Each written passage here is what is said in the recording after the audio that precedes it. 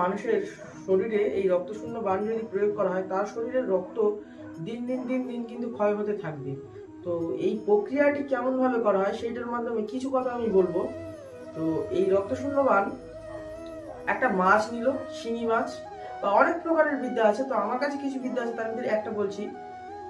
শিঙি মাছ নিল, শিঙি মাছের উপরে সেই শত্রুর প্রাণ প্রতিষ্ঠা করা হলো। এই প্রাণ প্রতিষ্ঠা করে যে কোনো মানুষ হতে পারে, যে কোনো মানুষের উপরে ক্ষতি করার জন্য এই বিদ্যা প্রয়োগ করে যেতে পারে। কারণ এখনকার দিনে মানুষ সবাই সবার উপরে হিংসা করে, সেই ক্ষেত্রে হিংসার কারণে বেশিরভাগ ক্ষেত্রে এই বিদ্যাগুলো প্রয়োগ করে থাকে। তো এই শিঙি মাছের উপরে প্রথমে শত্রুর প্রাণ প্রতিষ্ঠা করে নেওয়া হলো। সিঁদুর, মাসকলাই, তারপরে আর বিভিন্ন রকম জিনিস আছে যেগুলো দিয়ে ভোগ চড়াতে হয়, ডাকিনী যোগিনীকে ভোগ দিয়ে। এবারে সেই কিছুটা চাঁড়ালের হাড় থাকে, কোনো তান্ত্রিকের কাছে চাঁড়ালের হাড় থাকে, সেই চাঁড়ালের হাড় জাগরিত করে নিতে হয়। নিয়ে এবার সেই চাঁড়ালের হাড়ের উপরে প্রথমে এই মাছটিকে বলি দেবে, এই মাছটিকে বলি দেবে, দিয়ে এই মাছের যে রক্ত শত্রুর প্রাণ প্রতিষ্ঠা করা হলো, করে নিয়ে সেই শত্রুর প্রাণ প্রতিষ্ঠা করা হলো ওই মাছের ভিতরে। এবার এই মাছটা বলি দিয়ে সেই হাড়ের উপরে মন্ত্রপুত করতে করতে সেই রক্তটা মাখানো হলো।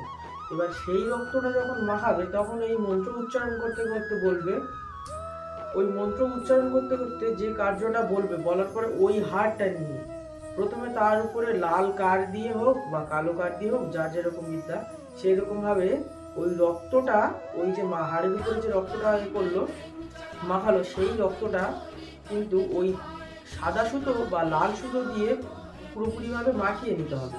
নিয়ে এইভাবে মাখিয়ে নিয়ে সেইটা যদি গিট মেরে মেরে শ্মশানে বা কবরস্থানে যদি পুঁতে দেওয়া হয়, তাহলে কিন্তু 7 দিনের ভিতরে শত্রুর ওপরে এই বিদ্যা চালানো হয়ে যাবে। এবার চালানো হয়ে গিয়ে সেই শরীরের ভিতরে রক্ত কিন্তু এই পেট যে চাণ্ডালের হাড়, এই চাণ্ডালের হাড় কিন্তু, তো এর ভিতরে কিন্তু এই আত্মা থাকে, এই চণ্ডালের হাড় জাগিয়ে নিয়েছে, এই আত্মা কিন্তু ওই শরীরের ভিতরে প্রবেশ করবে, প্রবেশ করে তার শরীরে রক্ত দিন দিন ভাবে শুকিয়ে সেই রক্তটা শুষে খেয়ে নিতে থাকবে।